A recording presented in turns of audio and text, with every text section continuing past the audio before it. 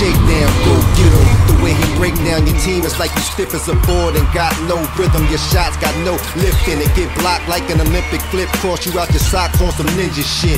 Ankle bully, crossover breaking your ankles fully. Ligaments popping, it's funny, you got to thank him for me. It's entertaining, so hot you can't cool them all. You cannot stop the human torch. Look who you rooting for, that is the loser dog. All up in his ass while he is taking the dookie pause. Yeah, shakedown 2012, come in this direction if you haters really wanna fail. Yeah, lay down for the shakedown. Yeah,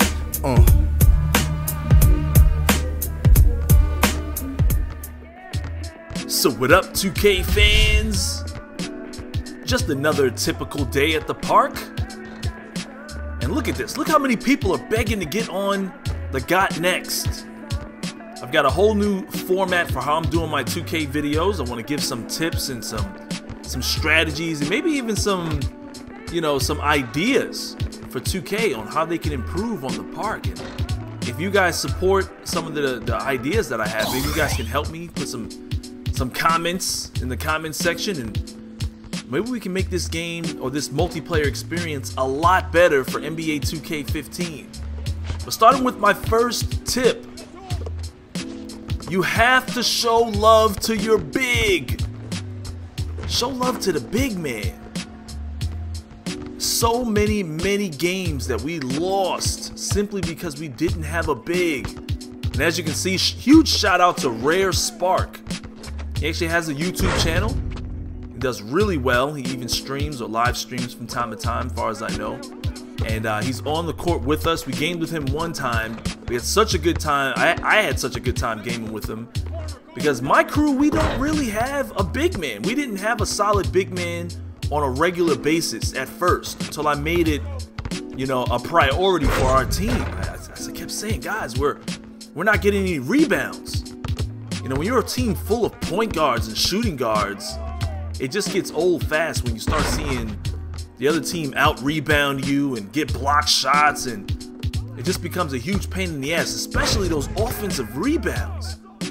You know how many games we lost simply because we just couldn't stop them from getting offensive rebounds? I mean, we could play great defense, but then we get out-rebounded under the rim. So you have to show love to your big man.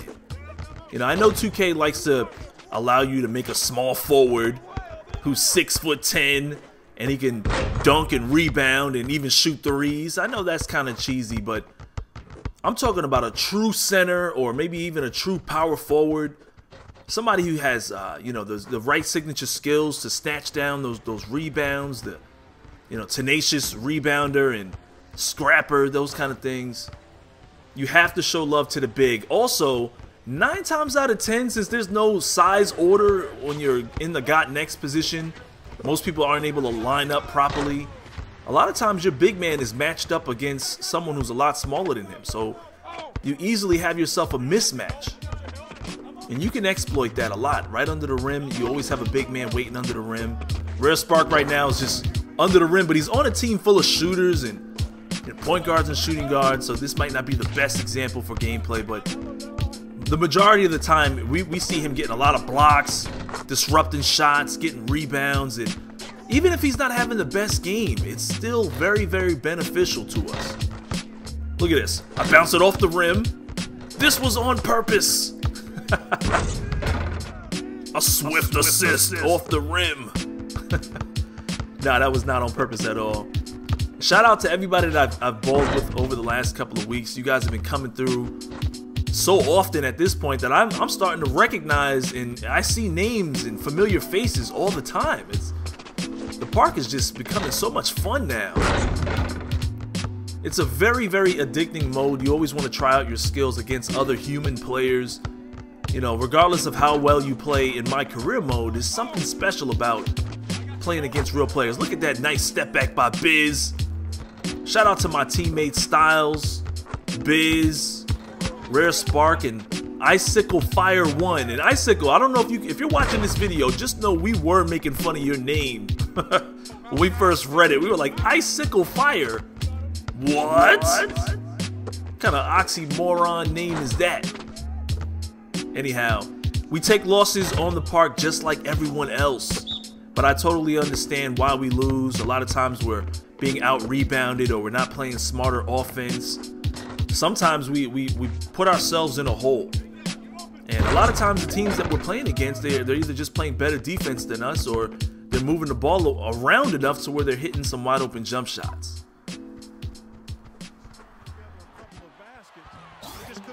Now we're on to this great game against the LA Clippers. And every time I see these guys on my schedule since 2K13, look at that jab step. I cannot wait to play them simply because I want to dunk on Blake Griffin. There's just something about dunking on Blake Griffin that I really enjoy. And right here, look at it, I'm grabbing rebounds and I'm passing it out like I'm still at the park. Swift assist from Brandon Jennings to me down low. You don't get too many of those from him. He's not the best passer, but I am a great passer on this team. At least I try to be. Trying to get Singler started. You have to get your players warmed up, man, especially if you want them to start hitting those threes. Right here, I get a great defensive block. And I just used the left trigger right there. Look at this. Blake Griffin gets a fast break opportunity and he gives it up. He was afraid to challenge me under the rim. That is not like Blake Griffin to pass up an opportunity to dunk on me. I will make him pay for it for the rest of this game. Even though I call my character the ankle bully, I really think that's pertaining to NBA 2K13 as Blake Griffin catches a nice alley-oop. I really think that's pertaining to 2K13. This year, I see myself as more of a distributor and almost an all-round player. I get rebounds, I get block shots. You know, I'm getting a lot more swift assists. Look at Blake Griffin. Just afraid to even jump with me all game long. We'll see what happens towards the end of this game if I get to claim him as another victim on the long list of victims that were victimized under the rim. Look at this, alley-oop opportunity. Look at Andre Drummond. I was speechless when that happened. I know he can dunk, but it's not too often I'm able to do that. And look at this, for the rest of the game, I'm just tossing up all kinds of alley-oops and to people I know that won't catch him and dunk him. When you have Singler and Scola on your team, you just know not too many highlights are going to take place. That's why I really miss Josh Smith. And look at this. Chase down, block, beating it against the backboard. And it gets no recovery. And all the way until about halftime, the Clippers stayed with us really well. They're still a formidable opponent, no matter how you look at it, even though they don't have Chris Paul. Right here, I'm doing a little post-game on Nate Robinson, exploiting the mismatch, still grabbing rebounds. And I don't know, I definitely feel like I've changed. Like last year, I was predominantly a scorer. This year, I feel like I could do a little bit of everything. Maybe that's because 2K13, you really couldn't block a lot of shots, block dunks and things like that. The blocking has improved so much better. Look at this facial on Matt Barnes. That was crazy. That won't be the last time I get a windmill slam posterizer on someone. Right here, look at Singler. We are live on BSTV, where amazing BS happens in 2K14. Look at Singler. Why does he rotate for this help defense and then he just can't even get back? He's spinning in circles. I really think they need to improve the help defense for 2K15. Sometimes you go into the park mentality. You get the step on your defender, you see Matt Barnes under the rim. You go for the windmill posterizer on DeAndre Jordan, dunking on Matt Barnes. Sit your ass down, Matt Barnes.